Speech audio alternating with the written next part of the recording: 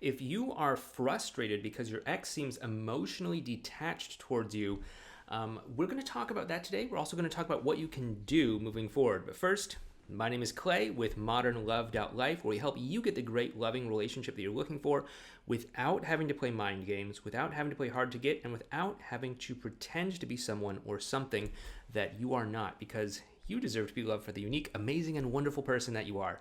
And if you agree with me and you'd like to help support this channel, be sure to hit that thumbs up button and subscribe to the channel down below if you're new here, or at least think about it. Give it a nice, long, hard think. Anyway, okay, so if your ex is emotionally detached after a breakup, this is, in a certain respect, kind of common. Pretty much everybody coming out of a breakup is at least going to be temporarily emotionally unavailable, okay? There are people who are sometimes just emotionally unavailable before they get into a relationship, emotionally unavailable inside that relationship, and then, of course, they're going to stay emotionally unavailable after that relationship. But then there's also other people who are emotionally available before the relationship, emotionally available in the relationship, but then as they go through a breakup, right down through the floor, they become emotionally unavailable temporarily while they're going through that whole breakup experience. This is very, very common. And, especially with breakups, sometimes breakups can just be such an emotionally taxing experience for somebody that they just kind of get, kind of maxed out emotionally. And they just kind of like, hey, I'm just tired of feeling. I'm just going to, be kind of emotionally detached. Very, very common. Usually this is temporary. It shouldn't last very long, just as soon as that person has enough time to kind of recharge their emotions. That's, one possible definition of this whole emotional detachment that you may be experiencing with your ex. The other aspect of this is that, your ex might be trying to put on an image that the breakup is not affecting them, okay? They might be trying to put out this image that the breakup has had no impact on them. They broke up with you yesterday and now today they're just like, everything is wonderful, okay? And first of all, I want you to know that this is most likely not true. Your ex is a human being, and most human beings don't like to think of themselves as the kind of person that hurts other people, that makes decisions lightly, that doesn't think things through, and all of that sort of thing. So your ex probably is aware that they hurt you with the breakup. They probably were aware that it was going to be a difficult conversation to have, and that it would be an uncomfortable conversation to have. And so they probably thought about this for a while before they broke up with you. And they probably just didn't make this decision on a snap judgment. Maybe it came that way because maybe the two of you got into an argument, but there was probably something building beneath the surface for a while. And so your ex might be emotionally detached afterwards because they don't want to feel that degree of guilt, that degree of wondering, like, what does it mean about me? Am I a bad person because I hurt this other person by breaking up with them? They might be kind of experiencing that. That's also a very common reason why people's exes are sometimes a little bit more distant, a little bit more standoffish, a little bit less likely to open up and to be kind of emotionally transparent with you after a breakup, is because they don't want to feel this degree of guilt that they might actually be feeling beneath the surface. Okay, so that could be another reason why your ex is emotionally detached. Another possible explanation for why your ex could be emotionally detached is that you could be approaching them from a place of being a little bit too relationship focused. Now, let me explain what that means. You're watching these videos, my videos, and probably other people's videos as well too, on YouTube or wherever you're finding this video. And that means that you're probably interested in getting back together with your ex. You're probably interested in, seeing what would happen if the two of you got back into a relationship. That's totally understandable. And I get that. I respect that.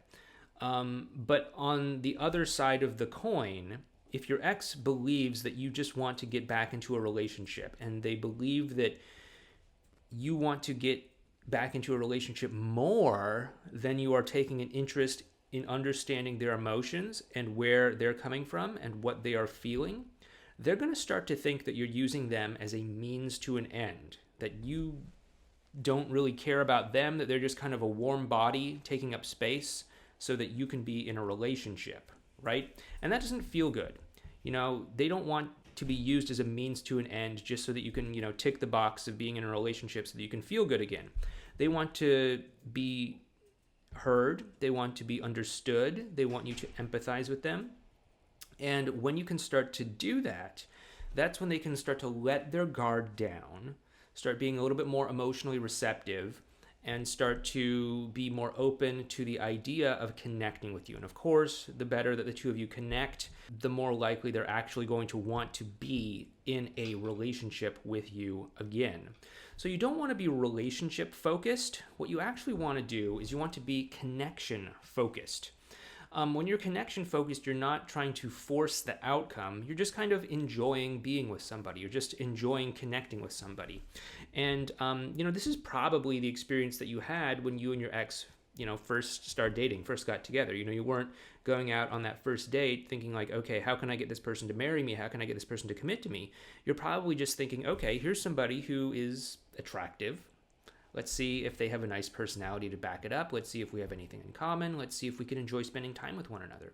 And as you did enjoy spending time with one another, and as you did find out that you had things in common, and as you did share more memories with one another, you started to actually open up to the idea of being in a relationship with them. And so that's kind of what needs to happen in order to get your ex to kind of be emotionally invested in having an interaction with you, having a connection with you, and seeing what might be possible between the two of you.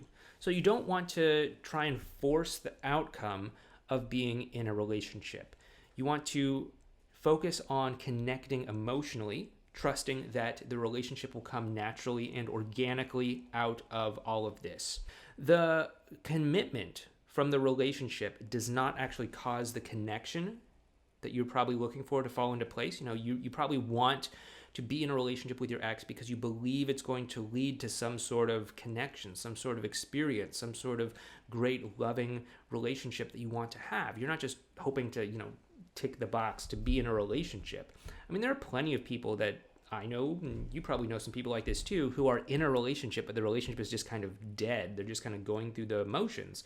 There's no real spark or aliveness there. They're just kind of hanging out. And I don't think that's what you want. So what you want to do is you want to go for that connection directly, go for that bonding directly, go for that experience of closeness, of intimacy directly.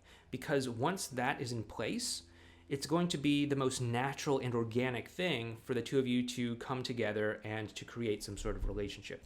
So go for the connection, because the connection will naturally give birth to the relationship. Whereas if you go for the relationship, it's not necessarily going to give you the connection that you want. So make sure that you're connection focused rather than relationship focused, and that's going to help you a whole lot to get your ex to open up. If they think that you have some sort of ulterior motive, hidden agenda of trying to get into a relationship, of all of that stuff, and they don't believe that you have heard them, understood them, empathized with them, resonated with them, taking the time to hear them out, to address their concerns and all of that, they're of course going to be a little bit distant from you. They're of course going to hold themselves at arm's length because, just like somebody else who you may not trust their intentions, you're going to be suspicious of them. So you want to be more connection focused and less relationship focused. That way you can really broadcast to your ex that you don't have this kind of hidden agenda that they might be concerned about. And so those are some of the reasons why your ex might be, as we may call it, emotionally detached. And those are some things that you can do to start to navigate this situation if you think that your ex, might be emotionally detached for one of these reasons. Once again, this has been Clay. Thank you so much for watching this video. If you like what we're doing, make sure that you hit that like button. It helps me out. It helps out all of us with the YouTube algorithm. It helps to tell YouTube that, hey, Clay's videos are all right, and you should show them to more people who might be looking for information on the topic of breakups, okay? Also, subscribe to the channel if you're not already so that you can get new videos when we post them. And, if you want to learn more about emotional unavailability, since that is one of the reasons why your ex might be emotionally detached, you might want to check out this series that we did over here on the topic of emotional unavailability. And you may also want to check out this video over here as well too. Anyway, once again, this is Clay. I hope you've enjoyed this video. I hope it's helped you out, and please take care and keep in touch.